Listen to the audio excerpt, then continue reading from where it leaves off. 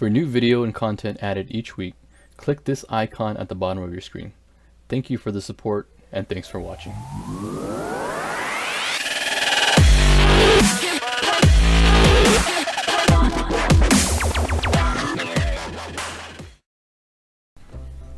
Hello, what's good, gamers? So yesterday I got this package in the mail, and it had been a few months, actually, well, probably about a couple months since I ordered it, so I had forgotten all about it. And we open that up, and it is the Bittboy. So we're gonna go ahead and do a unboxing, see what we got there. There are the colors. As you can see, it resembles a Game Boy.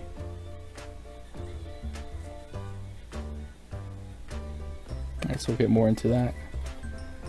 This is materials, ABS, 2.2-inch IPS screen, 360-degree full viewing angle.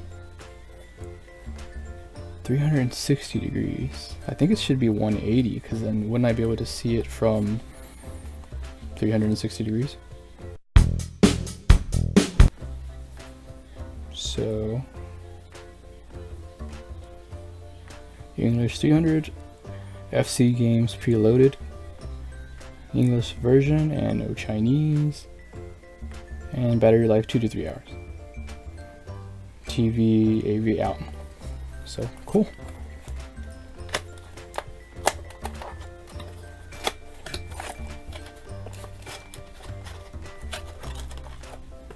Okay, here's the AV jacks.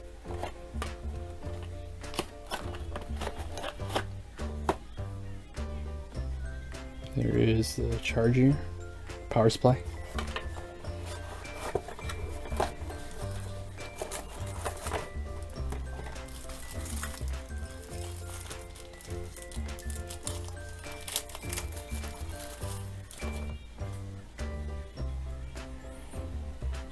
It's got like a little screen protector on it.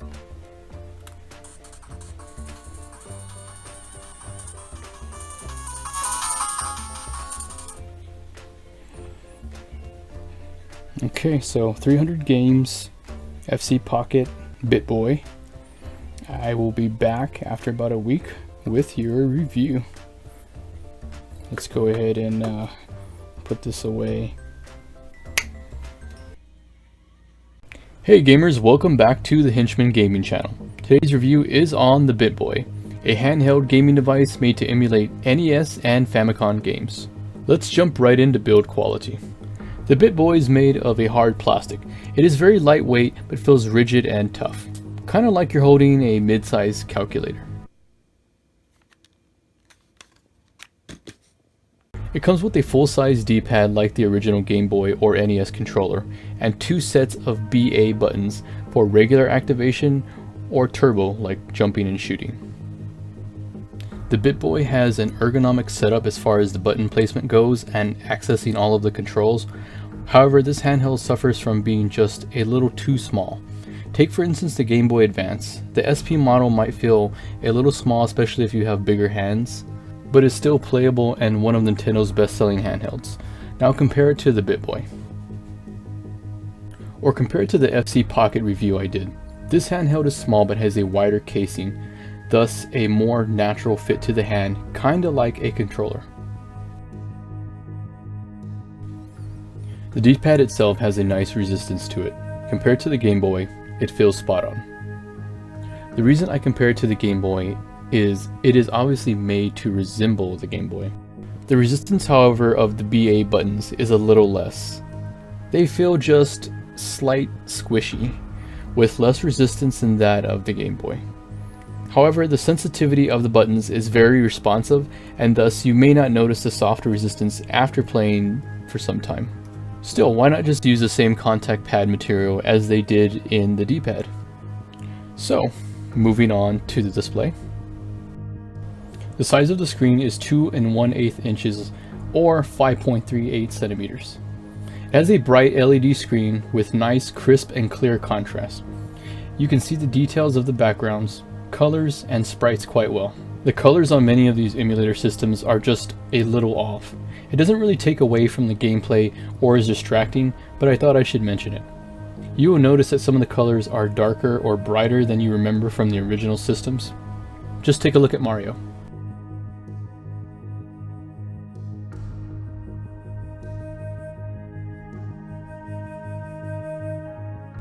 On the front of the console, you will also have the reset button, which takes you back to the start/game selection screen. There is also a start and selection button. The Bittboy is powered by a rechargeable 3.7 volt 700 milliamp battery. I recognize this type of battery from other emulator or handheld gaming knockoffs. However, I also noticed that this is a replacement battery which would also fit the Game Boy Advance. So, if you needed to replace this battery, it would cost you about 8 to 10 USD for a 850 milliamp battery, which would result in longer battery life and gameplay. So in short, the battery they used to power the Bittboy was a smart move, because finding a replacement will not be very difficult. And it's pretty cheap. The Bittboy uses a micro USB Type B to recharge. You can recharge it from your PC or wall charger. And the battery will last about 2.5 to 3 hours. The charger, as shown in the beginning, is included in the box. The volume control is on the side and the sound is mono, but it sounds loud and does not create any buzz or distortion. Let's have a listen.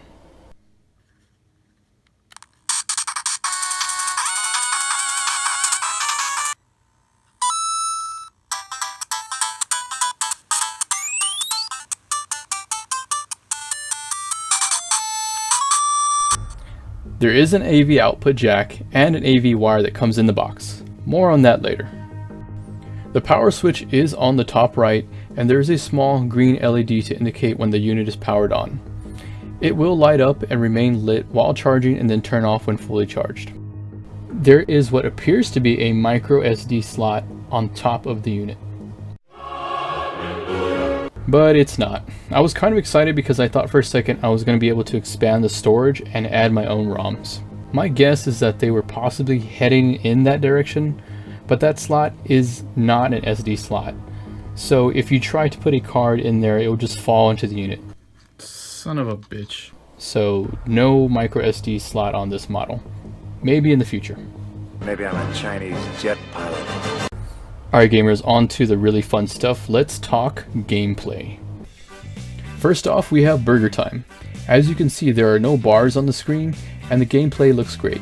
The screen is not perfectly centered, however it doesn't cut any of the screen off and it didn't make any difference to me as far as gameplay. Street Fighter 2010. Wait, Kevin? That's right, the Japanese version it's Kevin and Ken on the US version.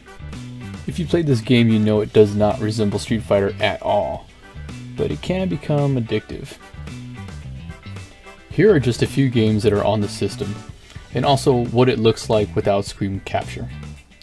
Plus, here's also a rundown list of the games.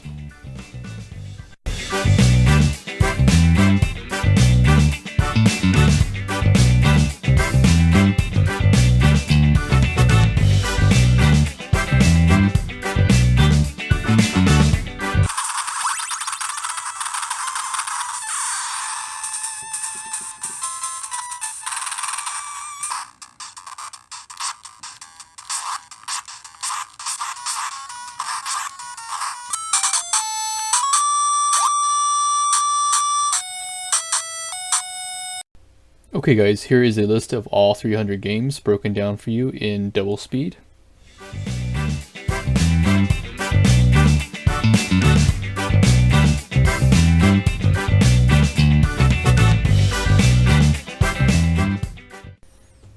Okay, let's talk about pros and cons. One thing I really like about the Bittboy is how easily it fits into your pocket. Its compact design really makes it portable, and you would hardly notice it in your pant pocket or bag.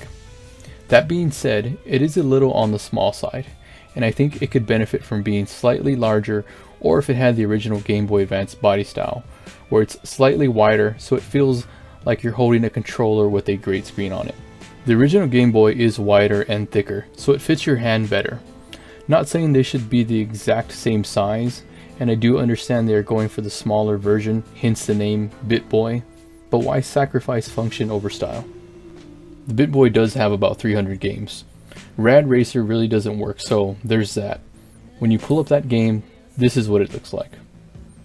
It doesn't change even if you keep on playing either. But it does have some great titles. The classics like Mario, Mario 1, 2, and 3, Double Dragon, and some other great titles.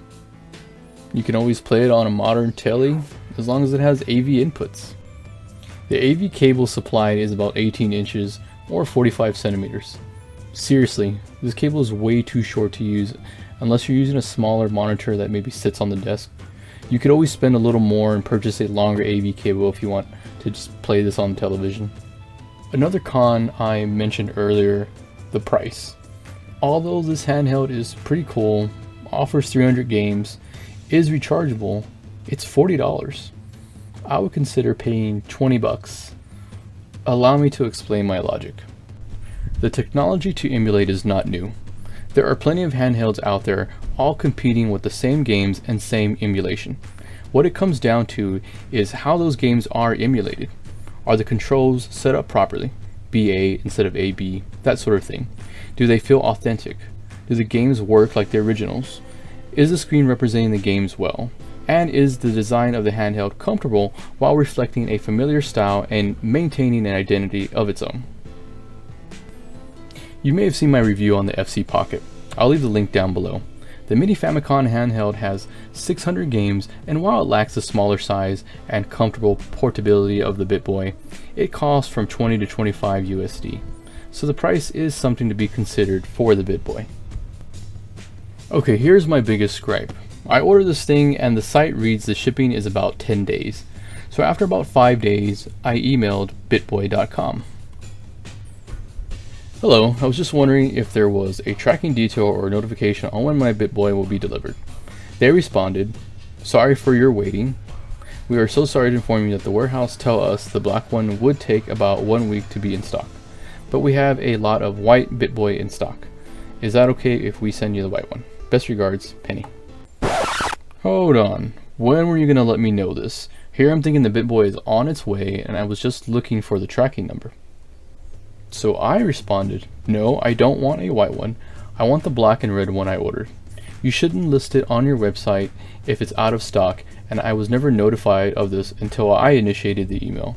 Please send me the black and red one." I know. I'm very subtle on my emails. At this point, it's been another 7 days until they responded to my email. So they replied to this email. "So sorry for all the inconvenience caused to you. We will have the red and black one in stock in 1 week. Could we send you the black one as soon as we have the item in stock? Or if you don't want to wait more time, how about we refund all to you first? Sincerely so sorry for all the troubles to you." To which I replied, "Yes, I still very much want the black one as soon as possible. Thank you." So I send them another email because at this point it's been another couple of weeks.